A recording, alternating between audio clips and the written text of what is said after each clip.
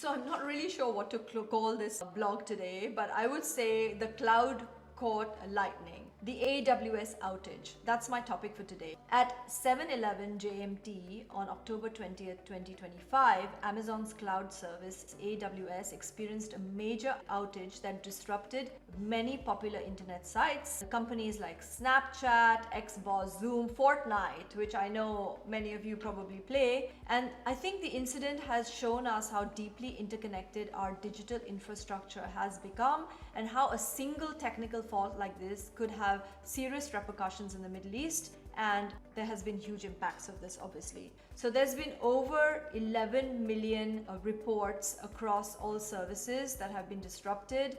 There are 2,500 companies that are apparently facing issues as a result of this. Now, what I want to talk about is really not the outage, because we've all seen the news on it, but what about AWS's customer agreement and what happens in these cases from a legal liability standpoint? So normally, in this case, this wasn't just downtime, it was a major breach of uptime commitments under what AWS's SLAs or service level agreements would be, which would typically guarantee something like 99.9% monthly uptime.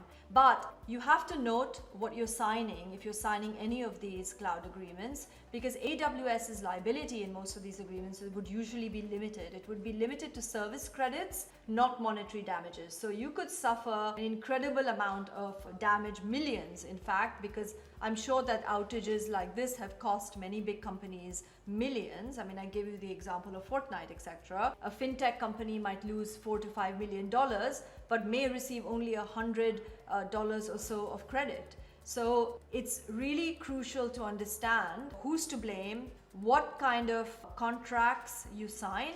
Basically, the service level agreements of most providers of cloud services have a lot of, they might be 57 or 65 pages long, but they have a lot of clauses which you might need to watch out for. And then what happens, like the client blames the startup blames AWS points to the SLA, and obviously you're left holding the baby in your hand. So there is definitely a future risk. If we've seen this happen once, it's going to happen again.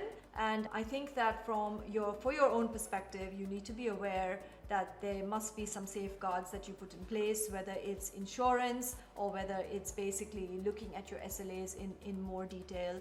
And I would definitely advise my clients to revisit their SLAs, really tighten up the indemnities, and include perhaps a cloud failure clause and repercussions of a cloud failure that go beyond a certain time frame. That's my take on the AWS outage, the cloud that is now the rain cloud, as I call it. Thank you so much for watching Think Tank this week.